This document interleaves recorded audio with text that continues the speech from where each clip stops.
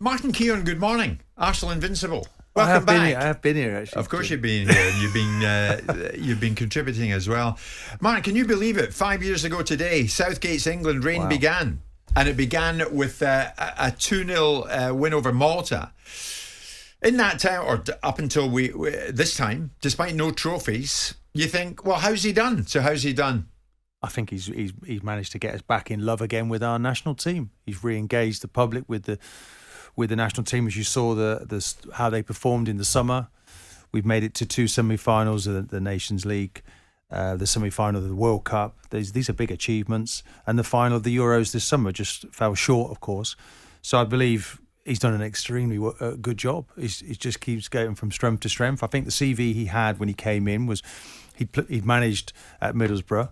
And he managed the under-21s. A lot of people felt he was lucky to get the job, but I think he's proved by a mile that he's the right man for that job. By a mile? Well, by the way... What's his biggest achievement been? I just feel like the way that he engages with the players, the role model, he's a leader, modern thinking in the way that he is. He's dealing with a lot of political issues as well as actually managing the team. Initially, Rooney was his captain, his sort of talisman. He had to step him out of the national team. You look at it now, there's only sort of Henderson, Stones, Lingard, Kyle Walker in that first squad that he had. So a lot of players have come and gone. He's tactically, maybe they fell down a little bit in the final against Italy, but I think that's grown from a back five to a back 4-3-3. He's growing all the time. He's put his staff in place. And I think the future looks very good for Gareth Southgate. Would you cut him as much slack as Martin is doing? Oh, I think 90% of what Martin said is absolutely right. Because there was no reason for him to have gotten the job besides he was an FA man that was part of the machinery that the FA had in the under-21s, and they could see that they could manage him perhaps easier than other people.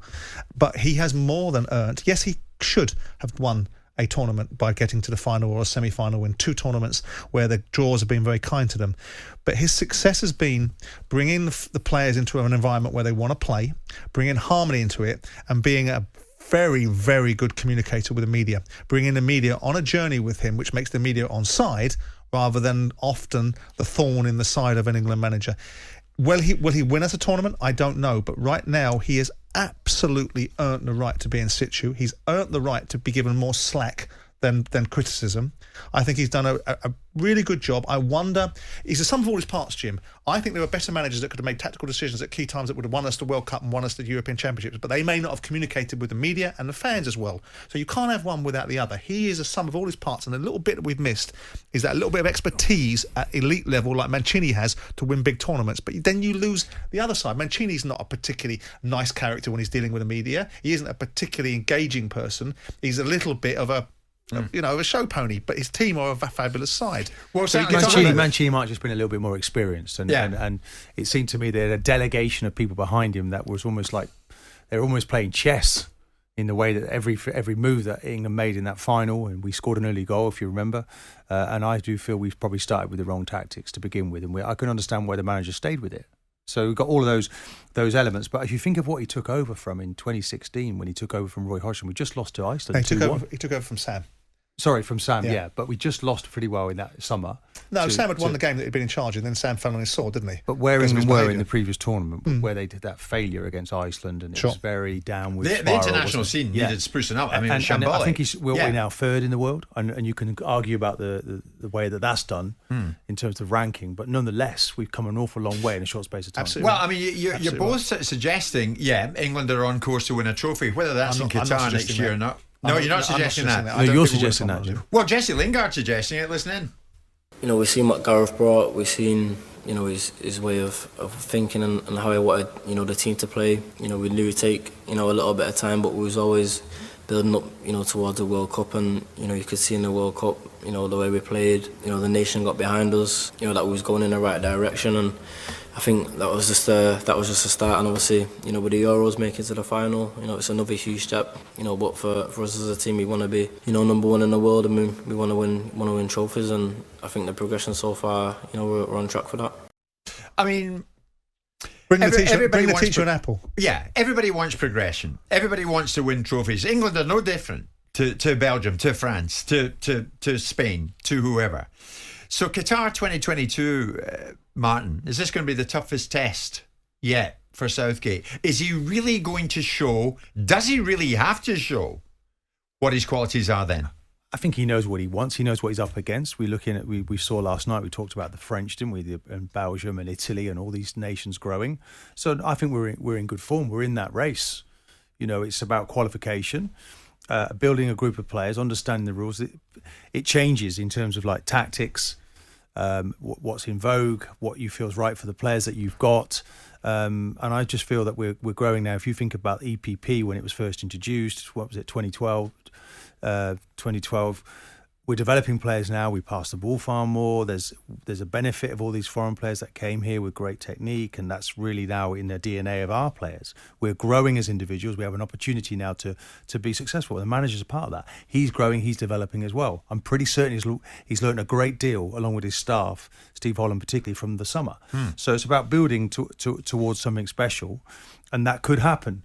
But, there's lots of things you look at it, it's going to be in the middle of a season. A lot of things that will point to, we're saying our players are always tired in the summer. Okay, the conditions will be still very warm, Jim, but not quite as warm as if you'd have been there in the summer. So we've just got to qualify and keep building towards and getting those players we need. And there's a lot of players. You wonder how many of those players, that 11 now that starts this weekend, will actually play in the World Cup. So it's about developing the next generation of players and bringing them in, giving them time off. And that's one thing he's not afraid to do, Mark. No, he's already made a clear plan and he's building for the future, and I applaud that. Yeah. He's put them in the conversation again. England are in the conversation about winning tournaments. Whether they win the tournament is a different matter, but they're in the conversation at the top table being expected. Now, with that expectation comes pressure. He's not had the level of expectation that he probably will have in Qatar now, because we've got to a World Cup semi-final. Ignore the fact that we could have done better. Ignore the fact that we could have won the European Championships. We're now at the top table of getting to semi-finals in the top 4 and getting to finals, right? So the next stage has to be to win the tournament, and with that comes expectation. So we go into this World Cup, despite the fact that people will suggest it's a different climate and different dynamic and players going in there. So they'll be going in all around the world from compromised positions. Same for people everybody. will expect, and the media will expect, a really strong showing. Now, if we go in there very well seeded, which we will do, we might yet get another kind draw. And the draw will be determining, to some extent, how successful we are, because we aren't, with the best win in the world, we aren't better than the Belgians, even though the Belgians are perennial losers when it comes to the big ticket, right? We aren't as good as the French, we aren't as good as the Spanish, and there's just a margin, a slither between us and the Italians. And in that gap operates the manager. And if you put Southgate alongside Mancini or these other elite international managers, do you get that little gap, that little difference that makes the determining factor as to when you win tournaments or not? I'm not sure. But he's put us in a conversation for a variety of different reasons. He's also restored as well, as when you play for England now, there's a joy again, isn't there? There's always been a privilege, but there's a joy. I don't feel that there's a strain on the players. Wembley looked like it was hard work, and now it looks like they come home when they play at Wembley. They're winning, though, Martin. Yeah.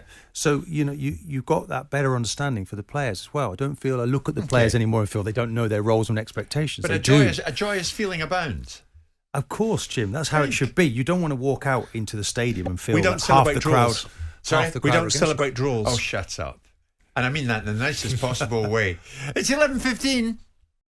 Jim White and Simon Jordan. Monday to Thursday morning, 10 till 1. On AM, on DAB, via the talkSPORT app and on your smart speaker. talkSPORT.